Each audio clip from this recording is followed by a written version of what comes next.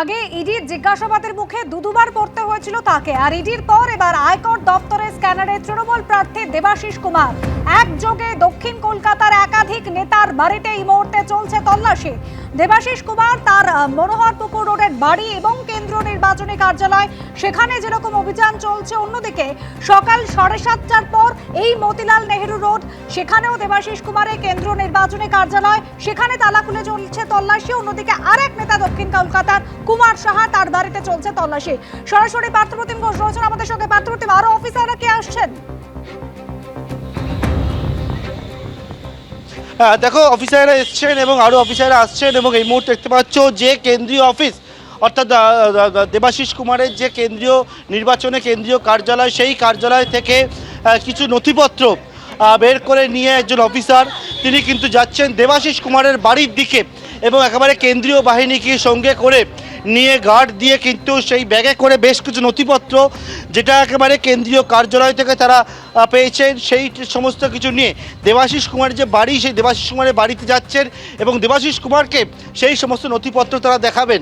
এবং এই মুহূর্তে ছবিটা দেখতে পাচ্ছ একেবারে কেন্দ্রীয় কার্যালয় থেকে নথিপত্র নিয়ে একটি ব্যাগে করে আয়কর দপ্তরের আধিকারিক তিনি কিন্তু দেবাশিস কুমারের বাড়ি, সেই বাড়িতে এসে পৌঁছালেন এবং এই মুহূর্তে দেবাশিস কুমারের বাড়ির ভেতরে প্রবেশ করছেন কেন্দ্রীয় বাহিনীকে সঙ্গে নিয়ে।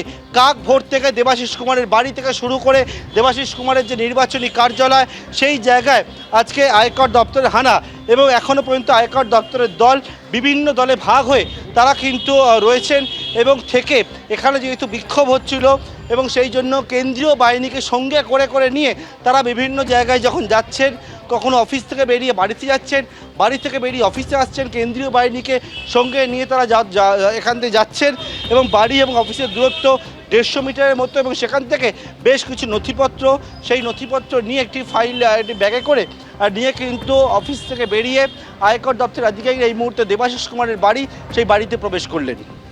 একেবারে পার্থপ্রতিম, তুমি আমাদের সঙ্গে থাকো। দেখালাম যে ছবি, অফিসাররা নথি নিয়ে, ব্যাগে করে নথি নিয়ে দেবাশিস কুমারের বাড়িতে এসে পৌঁছলেন। একেবারে সকাল থেকে এখানে কেন্দ্রীয় বাহিনী দিয়ে এলাকা ঘিরে অভিযান চালাচ্ছেন আয়কর দপ্তরের আধিকারিকরা। বাড়ি এবং নির্বাচনী কার্যালয়, যাদের মধ্যে দূরত্ব মাত্র 150 মিটার, নথি নিয়ে এসে এখনো চলছে তল্লাশি, জিজ্ঞাসাবাদ।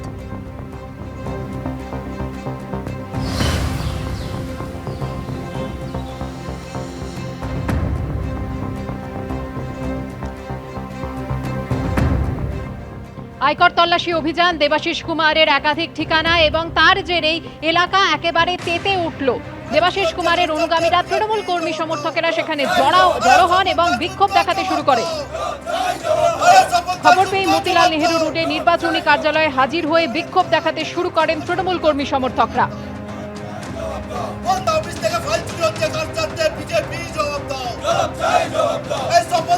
এই নির্বাচনী কার্যালয়টা হচ্ছে শোভনদেব চট্টোপাধ্যায়, এখানকার পৌরপিতা হচ্ছে দেবাশিস কুমার, কিন্তু এই নির্বাচনী কার্যালয়টা টোটালটাই হচ্ছে শোভনদেব চট্টোপাধ্যায়। এখানে আমাদের এজেন্টদের, আমাদের মেশিনারিটা ইডি এবং সিবিআইকে দিয়ে ফাইলটা নিয়ে যাওয়ার চেষ্টা করছে, এর জন্য আমাদের প্রতিবাদ। এখানে কারোর কোনো ব্যক্তিগত ফাইল নেই, কেন মিথ্যে হ্যারাস করছে বিজেপি গভর্নমেন্ট আর মোদিজি, এটা আমরা বুঝে পাচ্ছি না। কখন এসছে? এরা সকাল থেকে রেড করছে। খুললো কি আপনারা? না, ওরা জোর জবরদস্তি লাতা মেরে ভেঙে দিয়েছে। আমাদের না জানিয়ে সকালবেলা তালা ভেঙে এখানে সমস্ত আমাদের বিএলএদের সমস্ত ফাইল আছে, আমাদের এজেন্টদের ফাইল আছে, সমস্ত ফাইল কপি করা হচ্ছিল। প্রতিটা ফাইল চুরি করে এখানে বিরোধী পক্ষের প্রার্থীর হাতে তুলে দেওয়ার একটা গভীর চক্রান্ত আমরা সমস্ত অঞ্চলের লোকেরা এসে ধরেছি। তারপরে এনারা আমাদের এখন দেখানোর জন্য ডেকেছেন। পুরো শোভনদেব চট্টোপাধ্যায় বালিগঞ্জ কেন্দ্রের যাবতীয় ফাইল আমাদের এই অফিসে আছে। আমাদের না জানিয়ে, না নোটিশ দিয়ে এখানে এসে সমস্ত ফাইল চুরি করার একটা চক্রান্ত হচ্ছে। ভিতরে ইনকাম ট্যাক্সের কাজ, ওরা ভেবেছে ইনকাম ট্যাক্স, পার্টি অফিসে ইনকাম ট্যাক্সের মানে বেকার ভর্তি এখানে। এটা দেবাশিস কুমারের অফিস হলেও এটা এখন তো শোভনদেবের আন্ডারে, যেহেতু এটা বালিগঞ্জ কনস্টিটিউয়েন্সি, সেই কাজ, সেই পেপার, সমস্ত কাগজপত্র এখানে আছে। এজেন্টের তালিকা, হ্যাঁ, কি দেখছেন ওনারা? সেগুলো ওরা দেখছেন, এভরিথিং ওরা দেখে কিছুই পান। কম্পিউটার থেকে কিছু নিচ্ছেন, কম্পিউটারে কিচ্ছু নেই, প্রিন্টার, নাথিং এলস। শুনুন, ওরা ওদের কাজ করছে, ওরা আমাদেরকে দেখাচ্ছে ইনকাম ট্যাক্স, তাদের কাজ করতে হচ্ছে কোনো একটা ভাবে এই পেয়েছি। কুমারের একাধিক ঠিকানায় আয়কর দপ্তরে তল্লাশি নিয়ে কি বক্তব্য বিজেপির রাজ্যসভার সাংসদ রাহুল সিনহার? পাল্টা কি বলছেন তৃণমূল মুখপাত্র জয়প্রকাশ মজুমদার? দেখুন পরপর। অপরাধীকে বা চোরকে ধরার জন্য সারা পৃথিবীতে কোনো সময় নির্দিষ্ট আছে? যেখানে চোরকে পাও ধরো, জেলে ভরো। ইতিমধ্যে এজেন্সির দেবাশিস কুমারের বাড়িতে তদন্ত চালাতে গিয়ে অবৈধ টাকা পেয়েছে, অতএব স্বাভাবিকভাবেই ইনকাম ট্যাক্স ওখানে আসবে। আর তৃণমূল কংগ্রেস বলছে পার্টি অফিস, গোটা পার্টিটাই তো দুর্নীতিগ্রস্ত, সেই জন্য কোনো নেতার বাড়িও যা, পার্টি অফিসও তা। অতএব যারা দুর্নীতি করবে তাদের বিরুদ্ধে অভিযান চলুক, এটাই বাংলার মানুষের ইচ্ছা। আর সেই অভিযানে কোনো সময় ঠিক থাকতে পারে না। আর যদি চোর হবে তাহলে জনপ্রতিনিধিতে দাঁড়াবে কেন? অতএব সে টিকিট পাবে কেন? অতএব চোরকে একমাত্র চোরের স্থান জেলে। অতএব সেই জন্য বাংলার মানুষ এখন বলছে চোর ধরো, জেল ভরো। টাইমিংটাই সব থেকে বড় কথা।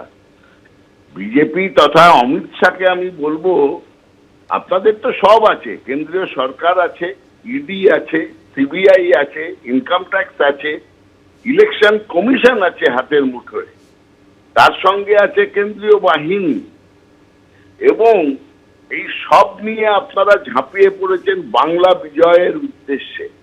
কিন্তু সেই আশা দুরাশাই থেকে যাবে, কারণ গণতান্ত্রিক অধিকারের সব থেকে বড় যে জিনিসটা দরকার, মানুষের সমর্থন, সেইটা নেই।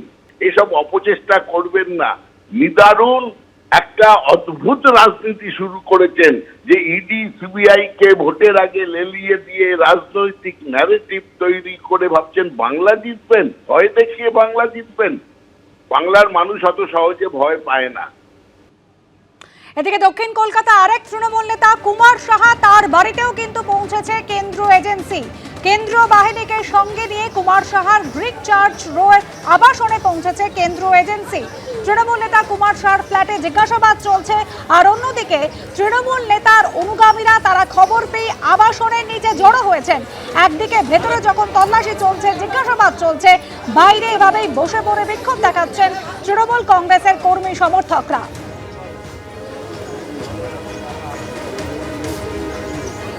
যেভাবে এসআইয়ের মধ্যে দিয়ে যেভাবে সারা পশ্চিমবাংলার মানুষকে বিভিন্নভাবে হ্যাকেল করছে, সেইরকমভাবে এক শক্তিশালী দক্ষিণ কলকাতার নেতা, শ্রমিক নেতা এবং ভূতল পরিবহন নিগমের ভাইস চেয়ারম্যান, মেট্রো রেলে আছে, এই শ্রমিক নেতার বাড়িতে মমতা ব্যানার্জির সৈনিক, লড়াকু সৈনিক কুমার শাহর বাড়িতে ইডি সিবিআই রেড করবে না, এটা অস্বাভাবিক। জানেন 29-23 তারিখ নির্বাচন, তো কুমার শাহর মতো লোককে ইডি সিবিআই দিয়ে হ্যারাস করবেই। এরা এসেছিল ভোরের দিকে, ভোরের দিকে এসে রেড করছে, করছে, যা খুশি তাই করছে, উইদাউট কোনো ইনফরমেশন। থানা নেই, থানা জানে না, সমস্ত মানুষ জানে না, এরা এসে নানা রকমভাবে হ্যারাস করছে। এবিপি আনন্দ, এগিয়ে থাকে, এগিয়ে রাখে।